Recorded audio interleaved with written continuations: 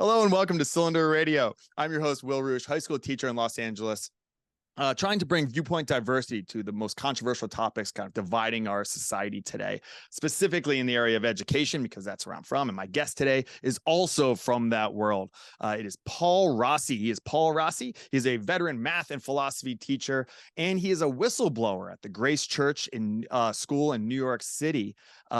Since then, he is the co-founder of Terra Firma, which is a teacher network, and he did that with Bonnie Snyder, who's a friend from FIRE, the organization FIRE.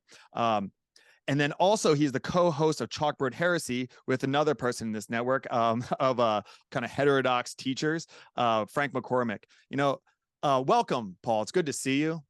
Thanks for having me, Will. It's good to be here. We were just saying before I started recording, like it's a kind of it seems like a really small group that you and I are in, which is like this heterodox kind of classically liberal crew of classroom teachers and people really invested in education that are like, hey, let's have dialogue and let's really give equality to people and stuff like that. Like these classical liberal principles don't seem that common, but I guess that's part of what we can talk about now is how do we essentially put out that bat signal to the others out there, because it's not just us. And I have my network through Heterodox Academy and stuff like that, and which you're a part of, that network as well. And we're kind of doing this on our own, but I think there is a strength in numbers concept that we have to kind of try and form Voltron, so to speak, to take on some of the biggest, most powerful entities in the country, which would be like the NEA and a lot of other institutions. So thank you for being here. Can you just introduce yourself a little bit with how you became kind of like, I mean, not to like blow smoke, but essentially kind of like a hero to a lot of us heterodox teachers out there. Is when I heard about your story, I was like, oh man, he's backing it up. He's backing up the things that I think a lot of teachers kind of say. But out of fear, a lot of us don't do what you essentially did. And you did, a lot of people say, like, if I was in Nazi Germany, I would be the one hiding, Anne Frank in my attic. And it's like, you get killed for doing that, but you won't even do things that might get you ridiculed or called some sort of ugly name. So maybe not, but you actually did. So can you, for my audience that might not be familiar, can you just bring us into your story about a little bit about how you got into education and then kind of take it all the way through to what happened in 2021 with Gracechurch? Sure. I'll do the best I can. I was a career changer, so I didn't get into education until I was in my, late 30s, early 40s. I had been a computer programmer. I had done work in accounting. I sort of had a sort of desultory path through careers. I wouldn't, several different careers, and I had written a book in high school, an SAT prep book that came out just after the Princeton Review. And, I decided I really loved tutoring for that test. So I got back into tutoring after I, left my job coding, and that got me back into education. I got a master's in educational psychology from Hunter College in 2010. And I started to look around for a school that would have me. I didn't have a certification, but I had this degree. And my first real, job, I taught in a couple failing public schools doing, in New York, that bottom 3%, really, really struggling kids. And that was really interesting and eye-opening. But my first, full-time job was at Gracechurch School, 2012. It was a new high school. It was a private school. I was surprised actually they took me. I had a decent pedigree, but I didn't have a lot of experience, but they liked my demo lesson. They took me on, and I had a wonderful time there for, the first 3-4 years.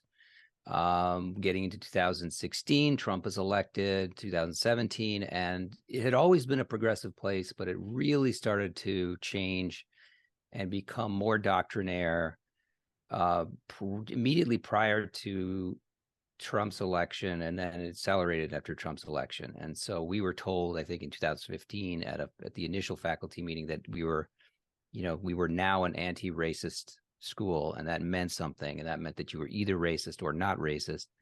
And from there, I started to see more hires on the administrative side around DEI. We had an Office of Community Engagement. the number of councils and committees around DEI and anti-racism just started to grow. There were student groups, there were faculty groups, there were administrative groups, there were trustee groups. And so, can I pause you there and then just like yeah, continue sure. with the story? So when you say like an anti-racist school, we're either racist or anti-racist. Like I had Daryl Davis on twice. You're familiar with him. Like, I mean, he's an anti-racist, right? I mean, by definition, he turns people against that ideology. He took people who are in the KKK and neo-Nazi groups and turned them around through forming friendships with them. That's not what they're talking about. They're talking about more of the Ibram Kendi style. Exactly, right. So yeah, and that is based on the premise that there's just disparities in and inequalities in our society are entirely due to discrimination. They're systemic, and we need to fight those things to the point of policies which favor one group over the other in the opposite direction. Did they reference Kendi specifically as where did this come from? Like, did you, I guess even before that, would it be like, was anyone like, can you explain more about what this is? Or did people kind of just sit back? Because what I've noticed, and I only get a little bit of this because of my specific teaching situation, but is a lot of people just keep their mouth shut and don't question it. Don't even question, because just even asking questions could be seen as pushback. So were you in the faculty just kind of sitting back watching this and just kind of accepting it? Or was there any kind of like, oh, where are you getting this information from? Where is this? Largely, the only person that I knew of that was questioning it, even in private with my administrators and my head of school, was myself. I later found out as things progressed that there were more of my colleagues that had questions, and they would come to me one-on-one once I kind of got a reputation. But as someone that was a skeptic of all this. What was that reputation like? I mean, was it something? So if you had that reputation among the faculty, did people kind of like shun you? Did they look at you sideways? Or well, I mean, until I took it to the next level by speaking out at the Zoom meeting in 2021, which precipitated everything that followed for me. I was known as a doubter. I was someone that questioned things that were going on. I questioned the premises of anti-racism as it was defined by the school administration. And I would raise certain things in faculty meetings sometimes. And even that was just by itself. People were friendly. I mean, I'm going to be honest, like when you work with people on a day-to-day basis, you're taking over their class, they take over your class, you're helping each other.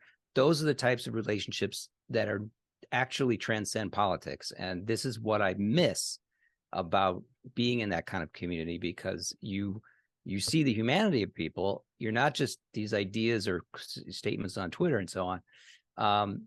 But I still think about that. I miss that. But people started to come to me and say, when they announced that new initiative in the faculty meeting, I thought, what were you thinking? I was wondering, what is Paul Rossi thinking about this? And people would say, I wouldn't go as far as you. I don't think it's that bad. I think we have good intentions. Maybe we don't always get it right, but we're trying, and we're trying to transform society and make it a better place and create, students that can change the world and all this stuff. So I got, I would get people coming to me, not really in, I got some shunning. There was a group, there were cliques, right? And every school has cliques. And so there was a clique that was more aggressive, more demonstrative. They tended to be more careerist. I don't think it's actually a coincidence. And they were trying to rise up to be like assistant rising principal, up, et cetera. Right through that. Yeah. And DEI and anti-racism is a real funnel for that. It's a real elevator for people's careers. And people would jump on that. I don't think they were cynically doing it. I think they were true believers, but it just was a perfect alignment for them. And many of them, rose in the ranks. And also were some of the loudest critics of the administration for not going too far enough. Right. So they got a lot of attention. Whereas the people like myself who wanted to teach their classes, I wanted to be the best math teacher I could be. That was that was what I wanted to do. And, when you have these subject matter teachers who think of themselves, I think as subject matter experts, they just want to focus on on preparing their lessons, giving extra help, making things as clear as possible, coming up with really great activities, things like that. And they don't have a lot of time to make a lot of noise about some of this other stuff.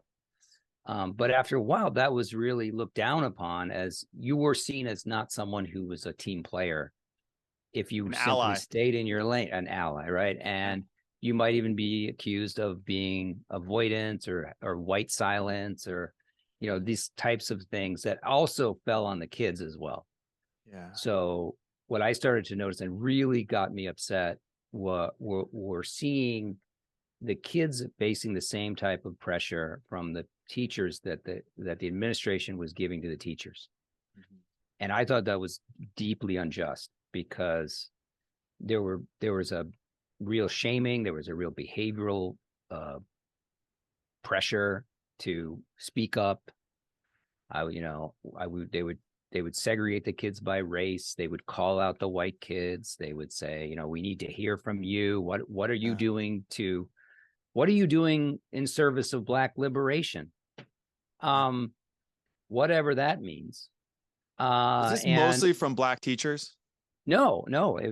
it was, because once you realize that this is the orthodoxy, you had a lot of white teachers that were falling all over themselves to try to jump on the bandwagon and say the right things. And it really is kind of like, it's maybe a difference in degree, but not in kind, with things like, Miloš's 1946 Poland, right? Like, it's the same type of culture, which is only pointing in one direction. That if you want to make a good impression, you have to say the thing.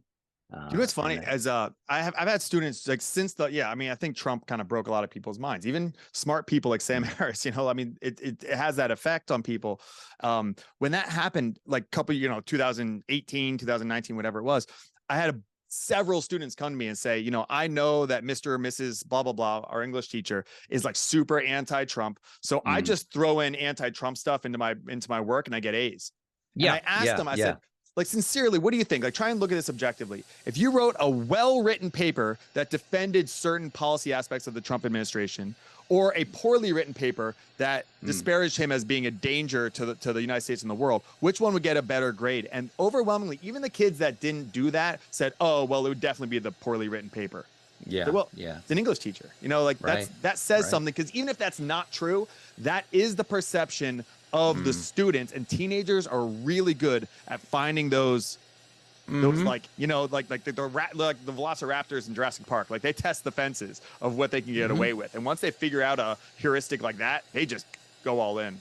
Oh yeah, well, yeah. And so that always raises the question: what's worse, the true believer who doesn't learn to lie, who is not lying, or the one who's concealing and learns to lie to get along?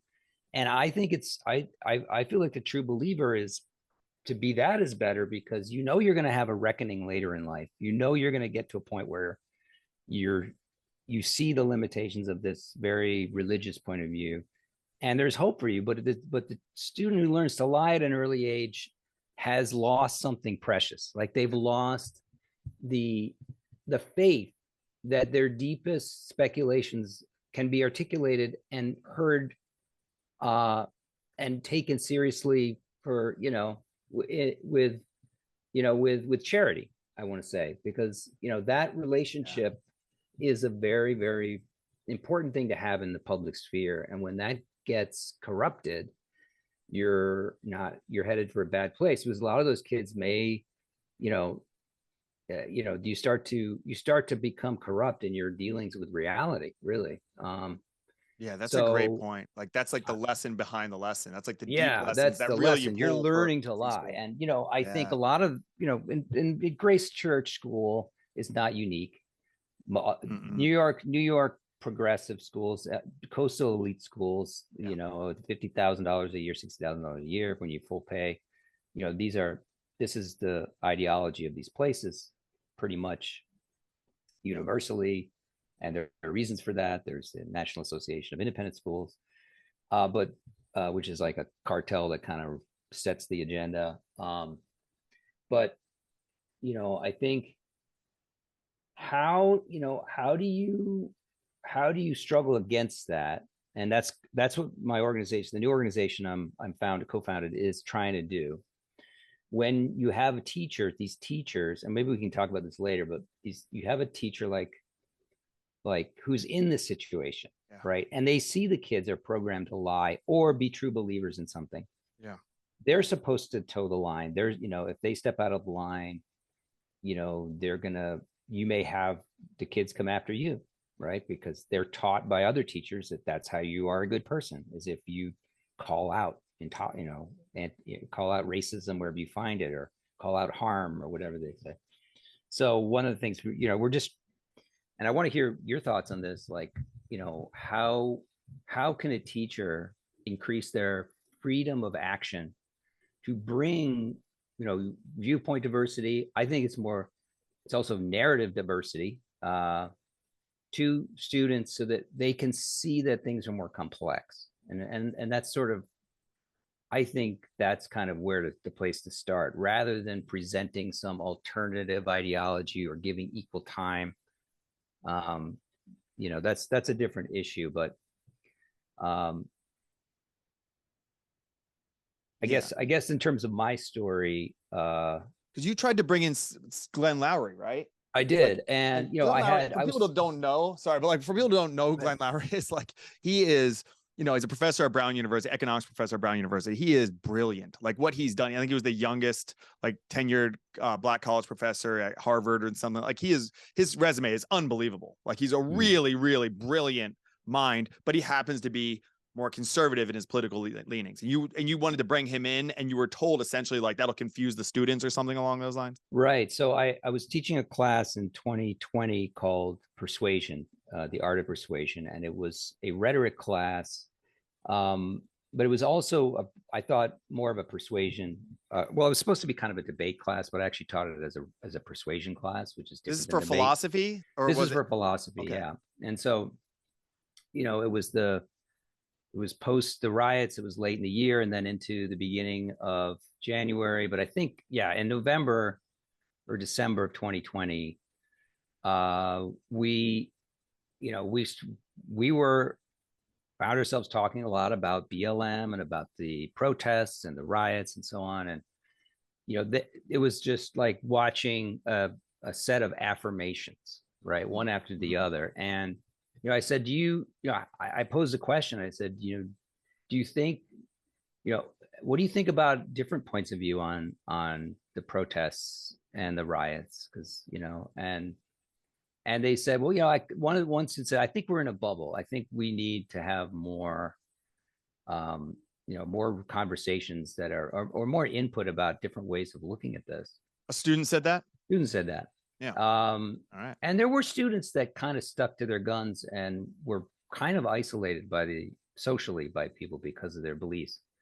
But they didn't have any backup. Because all of the material that was being brought before them, and things they should study and things they should think, there was no conservative opinion. So I had read recently a Manhattan Institute or a City Journal article by Professor Glenn Lowry about, and I was familiar with him because I was a fan of the Glenn Show, but he'd written a piece which was called, the development narrative versus the discrimination narrative. I think that was the title of it. But basically, making the point that, a lot of the opportunities, a lot of the inequality that you see in society, is the result of many different factors other than discrimination. And so we should try to develop, instead of pointing at, the white people in society is holding the, Black people back, we should look at what can Black people do. And that's really what all people do.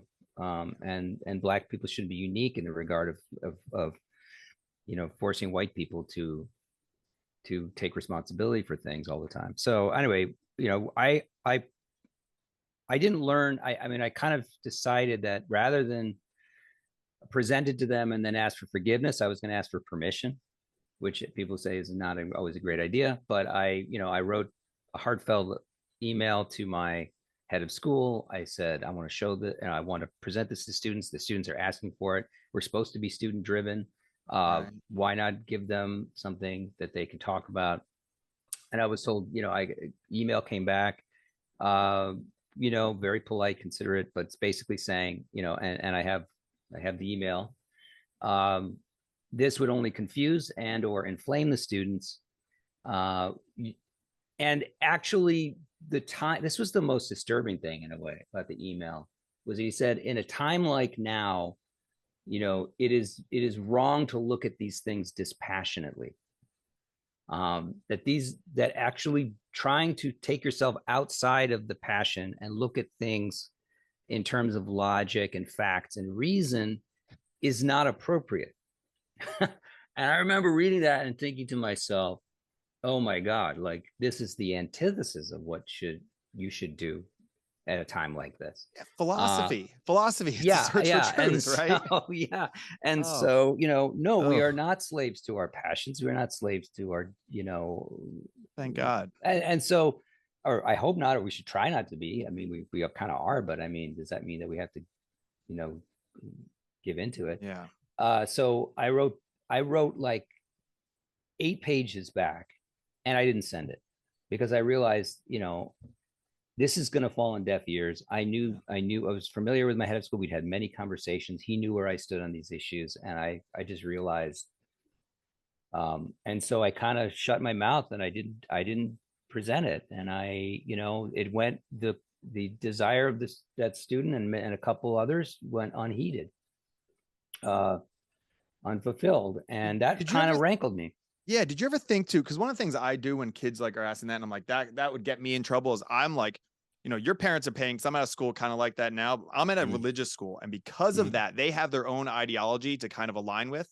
So they don't buy into a lot of the whatever, like woke stuff. There's representatives of that. But there's representatives. It's a very, it's not like religiously diverse or culturally diverse in that way, but it is very politically diverse.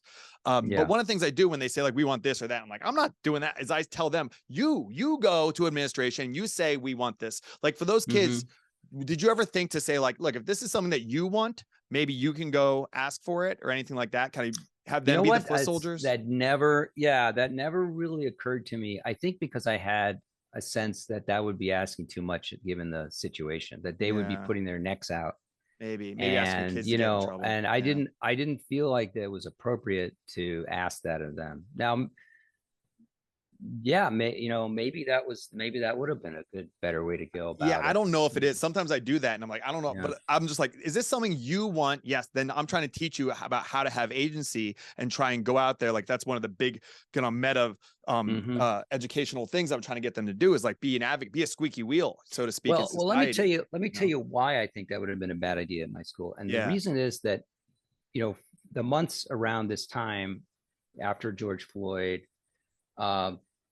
the tone had become so aggressive and intrusive among the faculty about what to do with students who were resistant to the type of ideas they were trying to promote. And they were saying that they were going to flag and target students. They use this word flag. We need to flag those students that are resistant to the type of transformative change we want to, or change makers we want them to be, something like that. I don't know exactly what it was.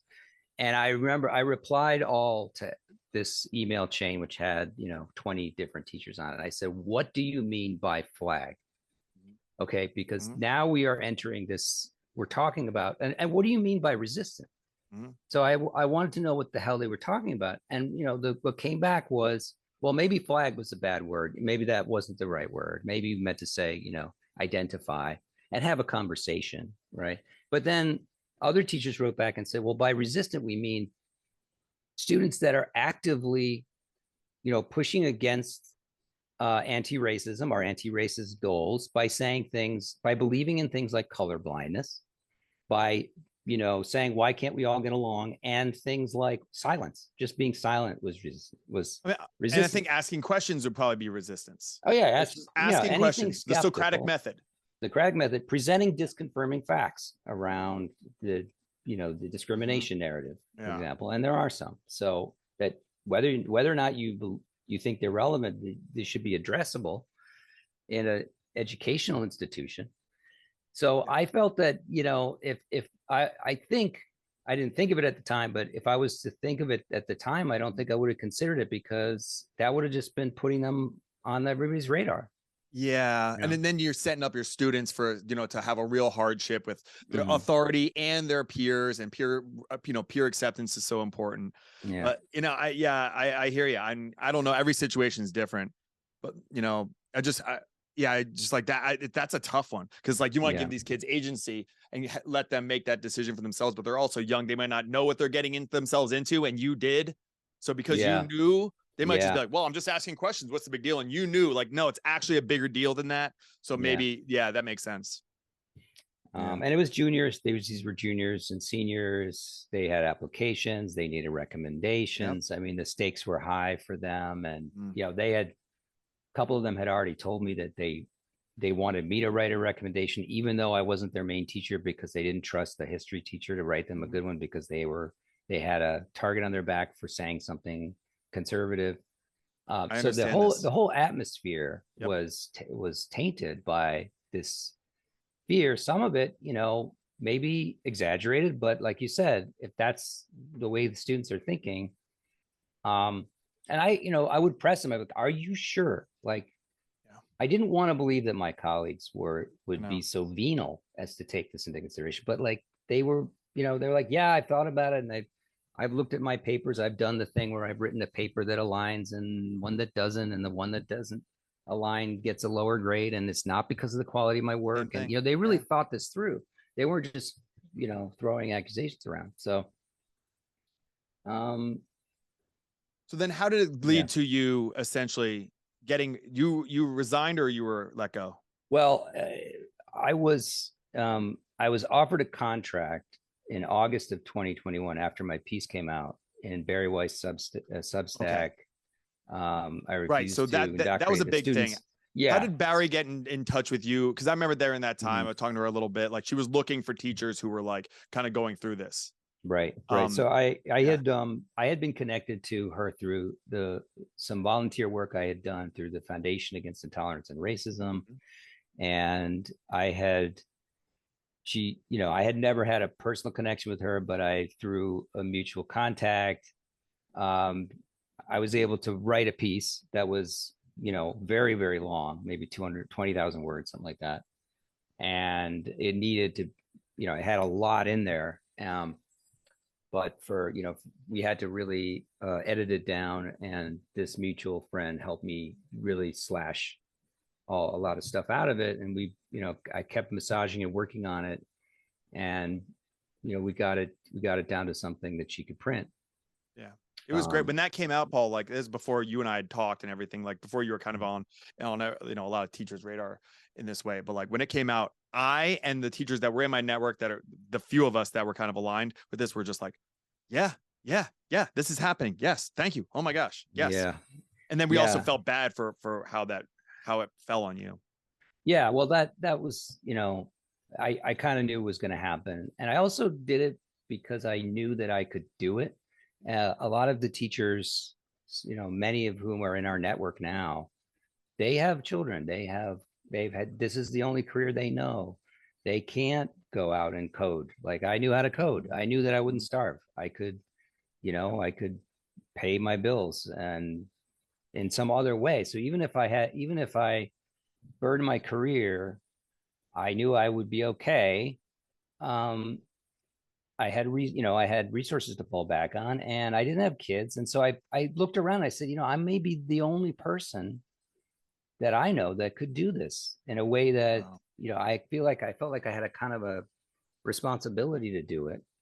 And there were a few incidents that I was debating whether I should do it, and whether I should say something, and then as you in the piece, this student came to me, and after I had spoken out at a Zoom meeting in February, um, which was a segregated by race, racially explicit meeting, uh, where all the white students and faculty were in one Zoom room, and all of the BIPOC students and faculty were in another Zoom room, and they were it was supposed to be about how to survive the pandemic. and how to keep your mental health, but it turned into a racialized seminar on whiteness in the white meeting, and essentially Black fragility. I don't know how else to put it, in the BIPOC meeting, about how actually there you really do need self-care, because you're all victims of a white supremacist society, whether you know it or not. So yeah, I was in the white meeting, whites only meeting. I don't know how else to put it. White identifying, white identified meeting. Those are slightly different, and the way they play that game is interesting. But in that meeting, up comes the white supremacy culture slide, the now famous slide where things like perfectionism and showing up on time and believing in objectivity and individuality, these are all white. And I just, we're getting gaslit on that right now, by the way. Like yeah. Thank God for screenshots and stuff like that, because that kind of stuff is getting scrubbed left and right. Like, oh, we never said that, or that. I love the African American History Museum, Smithsonian in DC. I love that museum, and they had that posted there and stuff like that. And then they took it down right away. All of that stuff, because it's ridiculous, and it's also horribly racist. It's like right aligned with what like a someone in the KKK, in like the 1930s or whatever would have said. It's absurd. I know, it's unbelievable. It's so crippling, and it's all based on nothing. But like, there's no scholarship, is a lot of it is bogus anyway. But this isn't even scholarship. Like it's community organizer in 2001, Tema Okun, came up with this after a bad day, and turned it into a master's thesis, or a PhD thesis. I'm sorry, 10 years later, I read it. It's all qualitative. I mean, qualitative is not bad, but it's really autoethnography stuff. Well, that's what James Lindsay and Boghossian and Helen Pluckrose kind of pointed out with the grievance studies stuff. Yeah. So it's not. It's just become this. It's exploded, and now it's used in thousands and thousands of schools. And especially in like PD and things like that. That's where a lot of this shows up. People are saying, like, is this being like, when the whole CRT and school thing was talking, I kind of did my rounds a little bit. I was like, it's not that it's happening in the classroom directly, but it's happening in professional development. Is they're showing that in professional development, which is getting to the teachers, and the teachers are instituting that through their lessons in the classroom. It's like a filter down effect. Yeah. So there are all those intermediate layers, from the academics down through the conferences, and the popularizers, and the people that are making money off of it. And so but ultimately my career, here's some more New York going on behind me. No, I love it. So that came out, and what, your administration was surprised? Well, they, I had been getting the business for 2 months after that Zoom meeting. It was difficult. I was going every day, or to teach from February to March, and it was also hybrid. So there were a lot of technological hurdles. All the teachers were struggling with hybrid this, right? Days, so you have kids in the class, you have kids on Zoom. You've got to get the audio right. You've got to get the video right. You've got just set up and dismantling and all that stuff. And then I just went about my business. I did the best I could, but there were kids who walked out of my class. There were teachers that were using me as an object lesson in their classes about white fragility. There were kids that were saying, "Oh, there goes Mr. Rossi, the racist." What was just the emotional side of that? Because you're a mathematical philosophy teacher. You're very you're an intelligent guy too. You're very objective, kind of logistical and stuff. But like, just bring me into like the emotions of what is that like? What is that like to be called like those? Because I think, Paul, that's what's stopping a lot of our peers from speaking out. Is it's we're a soft-hearted people, teachers, and so to be labeled those things by students, by parents, maybe, I don't know how involved the parents were, by your colleagues, these colleagues that you really did value. What was that like? Because I don't know that. Not really. Well, the good news is I had some emotional support. My wife, God bless her, there were a couple colleagues I was close to that helped, that in silence knew that I wasn't, that knew that I wasn't what people were saying about me, and I knew that I wasn't. There were students that were on my side. There were parents that felt that I was being mistreated by the administration and the school by all of this. I was being singled out, that they read this, this is in my article. They read a statement essentially saying, that this teacher behaved unprofessionally by asking these questions, and that we recommit to our anti-racist goals and we're going to undo racism, and some things are beyond question. And, you know, they read that to every student at the same time in the middle of the day. And even like they had somebody come take over my advisory to read the statement about me in front of the students. I was like, do you want me to read my statement about me to my own students? And they were like, oh, no, we'll have someone take it over for it. Oh my gosh. We'll spare you that indignity. But the nice thing was that I did have some support, and that did help. But the day-to-day of actually going around, like, people wouldn't make eye contact. It was tough, but I had to do a lot of meetings with the administration where they were trying to get me to confess. They were trying to say, do you admit you did something wrong? I was like, no, I don't. And I'd said, I do. At one point I was just like, look, I do not feel contrite. I feel no contrition. And then they were just like, well, their accusations became more and more outlandish. They were saying that I was harassing the students. They were saying that, I had caused harm to their ancestors. I had, I had violated the memories of their forefathers by my questions, which even the facilitator of the meeting came back and did a little session with the faculty. And she said, actually, I thought it was productive. I thought that Mr. Rossi asked okay questions, and I appreciated his questions, because most of the times when I go to these meetings with other schools, it's a formality and no one really actually asks a substantive question. But it didn't matter? No, it didn't matter.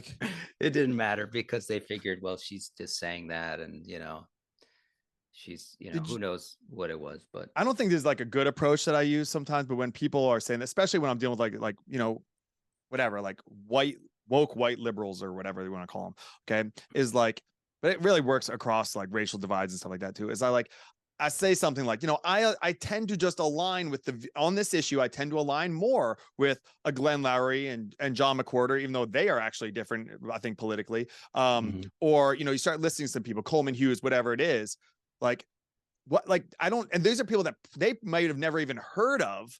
And it's like, I align with this kind of thinking of these very prominent thinkers. A lot of these, maybe not Coleman Hughes, but like, Thomas Sowell or whatever. These are very like well-credentialed, brilliant college professors who happen to be Black and happen to disagree. Like, did you ever think to like kind of back up the way that you think is aligned with like other like Black people? Or is that kind of like, is that just falling into I have Black friends, so that's the thing. That's always the comeback is, Blackness is spoken for, right? There are people who find that they have the best audience with white people who don't know a lot of Black people, right? So they get to sort of interpret Blackness for the white people, and so they wind up becoming sort of intermediaries, like many members of a priesthood, right? They're intermediating between the oppressed minority, and they get to tell you, like, listen, you need to hear Black people means you need to hear me and my assertion about what it is to be Black. And I think for a lot of white teachers, myself included, that's a very intimidating thing to hear, and it's also it makes you it makes you more racist. And I maybe not racist, but it makes you more discriminatory in a way which is on a meta level. So let me give you an example, something I've been thinking about. So like, if I'm told by someone who sets himself as an expert, who is Black or BIPOC, or, and they say Black people will never trust white people, right? Because of the historical legacy of slavery. And you can be sympathetic. I'm gonna be like, yes, there's a reason for that. And, I understand that. The next time you meet somebody who is Black or BIPOC or identified by their skin color, however you think they're racialized, it's impossible not to be in a suspicious state with regard to their motivations toward you if you happen to be white. So you're going to be thinking there's this triangulation that goes, we're like, okay, how much is this person influenced by, if this person is Black, well, I guess they must not like me, and there's a reason for that. And so, but at the same time, I can't compensate for that by being nice. So I can't, if because being niceness is white too. So what do I do, right? And so you kind of are left in this position of either robotic interactions, or you just avoid it, and you compensate for your avoidance by virtue signaling about how you're doing the work with other white people, right? So that Yeah. it just creates this total boondoggle for the people who have assumed the job of interpreting racialization for you, You know what? and they're making money on it. Yeah. Oh, yeah, that's true. That just reminded me of another thing. When you said like you were able to speak out to some degree, and that is like kind of minimizing the courage that you had to do it, which I think is very, very real. And I don't throw the term courage around that easily because I have friends who are like, in the service and stuff like that. But what you did, I mean, going through that, I think that did take a lot of courage, truly.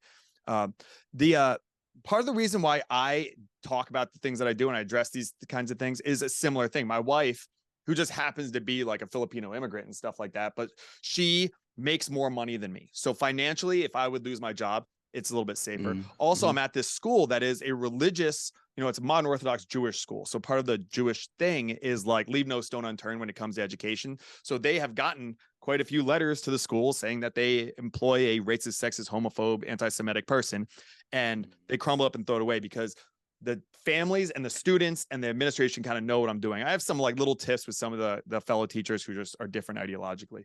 But this brings up another thing is when I married my wife, she was in like musical theater and stuff. And she's like, I guess like would be considered like a person of color, but like my paradigm of like who is in my life is very, very diverse. Like it just is. It's diverse in all the ways. It's like I am friends with like, a lot of Black conservatives and Black woke people with purple hair and theater people and gay people and trans people. And then I come on this podcast and I've had all these different, so I have all these things. So when someone says like, this is the way Black people think, it just doesn't even start to hit me in that way. So I can push back more from like a real sense of like, that is not the experience that I have with life. And there are lots of people that are in my phone I can call right now that would disagree with you. So you don't control that narrative. So that was a good reminder for me of like, why am I so willing to put myself in this arena? And I was always thinking about the kind of professional teacher end, but it's also like that paradigm of if you don't have a lot of diverse people in your life, which I think a lot of teachers don't, a lot of white teachers, I'd say, Yeah, we are segregated to society still to some degree, then you just go, oh, well, I guess this must be what it is. Yeah. Yeah. And you know what? Race is uncomfortable. No one wants to talk about it. So that creates a lane for people who can sell you a discussion about it, right? That have a certain agenda. And you know what? I mean, in a way, like, listen, I think it's terrible. But I think that almost like someone's going to take advantage of that because of the divisions in society, which are real, as you point out. The other thing that I noticed is having the having the big issues be around race and gender is very much in the interest of the extraordinarily wealthy people who run these private schools. Okay, now these are people who are like direct descendants of J.P. Morgan, like the current head of school of Gracechurch School, right? He's a direct line. Okay, you've got the former head who has like the second largest mansion on Long Island. Okay, now I don't hate about any of that stuff. That's fine. If you have money, great. But the money's there is not something. He had the money before ever getting the education, you're saying? Yeah, I mean, this is old money, right? Okay. So both like old money. Okay. Yeah, and they're good people. Okay, like they're good people. They do good doesn't things. make you I bad, know that right? the head of school right now, he spends a lot of time with disadvantaged kids and really helps them. So like, I'm not trying to rag on this guy in particular. Absolutely. But when you make the discourse about race, what it does is it actually effaces the class distinction, because that person can say to a white guy like me who grew up, went to public schools, or that, you know what, we are all privileged, right? You and me and everyone who has white skin has privilege. It's not that I have like, I'm in the 0.0001% of whatever. It's because we are all privileged. And that effaces that distinction, creates a weird kind of negative camaraderie, which they thereby benefit from. And they can be, and now the other thing is, I think they're actually, the more privileged you are, in that sense, in terms of money and stuff, is that makes you more susceptible to wokeism, because when you look around how these people grow up, right? What is the race of a lot of the people that wait on them hand and foot, the doormen, the service people, the people, the cleaning staff and stuff, like maybe they're I think, like, even the golf club, they didn't let in Jews 60 years ago or 50 years ago or whatever it is. So when the sort of CRT view of society as a whole lines up a little bit with their recent past in the North, anyway, and in the South, certainly. That's a great And point. so, like, they think, what? They're projecting that onto everybody else in society, even people who, like, who have diverse friendships and have grown up in places where they, so Yeah, that's a great point. Like, they don't interact with the trailer parks, the white people. Like, I think the poorest county in America is in, like, West Virginia. It's a white county. What happened in, like, East Palestine, Ohio? Like, this is like a poor neighborhood. I mean, these are poor places that are predominantly white, but that they don't see. Because they don't see as many, like, especially in New York and stuff. Yeah, you don't see a lot of, like, poor white people, like, working the doors and stuff or cleaning up your dishes. It's a lot of immigrants, it's brown people, it's something like that. Yeah. Yeah. So they, and so that kind of relieves them of the alienation that they feel from the rest of society, because when you are that super wealthy, you are kind of psychologically alienated, right? So it's kind of liberating for them to sort of have to speak in those terms. And I think it's attractive psychologically. But, I just, in my case, after all this happened, they made me an offer. I think they said, look, we'll even give you a contract to come back next year, because it wouldn't look good to fire me probably. And I was pretty good at my job. So they said, we'll give you a contract, but you have to attend this restorative justice session. Re-education. Okay, where you are going to address the harm that you caused to the students of color and the other students. And, you have to attend this thing, and that's a stipulation in your contract. So, and then I thought about it. I was like, I could do it. Like, actually, why not? Like, I could just go, and, like, I'm open to it, and I know I'm right, and I'll hear people's points of view. But then I realized, like, if I did that, I was kind of complicit in what in their system. So I asked a question. I said, well, what does this entail? Can you describe, do you want me to actually admit that I was wrong? Because I don't think I was wrong. I don't think I did anything wrong. And what is the form that this session is going to take? And they said, we can't tell you that. You just have to sign it. I was like, I'm not signing. No, you can't. You don't know what you're signing. That's never the way a contract works ever. Right. Yeah. So it was just like, I can't do it. And then that was it. We parted ways, and I haven't taught since. Oh, yeah. Well, so let's just in like kind of closing this out, like, which I really appreciate this conversation, Paul. So, like, now you're working with Terra Firma. Can you tell us a little bit about that? Because hopefully, if you're out there, hey, teachers, we're throwing out the bat signal.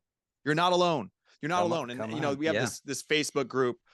Even though Heterodox Academy kind of dropped their K through 12 education community, which I think was a mistake, we still have the Facebook group.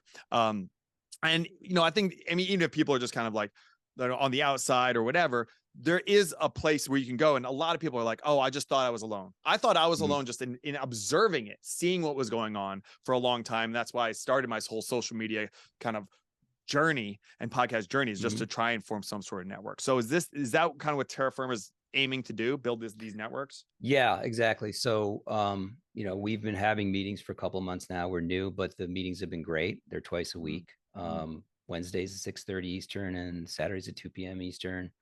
We might change the Saturday day one because it's a little bit tricky time for some people, but we have, the purpose is twofold, right? First is, you're not alone, support, just come in front of a diverse political group, because we have politics all over the place. We have centrists, we have liberals, we have conservatives, and we're all wrestling with this in our own way. But to hear the kinds of experiences that people are having is really helpful, because I'll say many of the people that have come to us are completely alone. Like, they don't have anybody.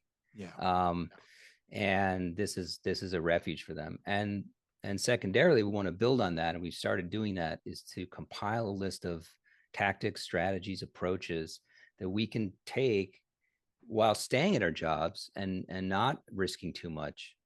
It's too late for me, but I'm hoping to help some of these teachers that are practicing now in bringing more viewpoint diversity, more narrative diversity, more factual diversity to the students, and in some ways finding ways to expose them to different things, even in the most, social justice, critical social justice contexts, and how to manage conversations with colleagues, how to keep your cool, how to talk to the administration, how to be a constructive force for good in these schools without getting pushed out.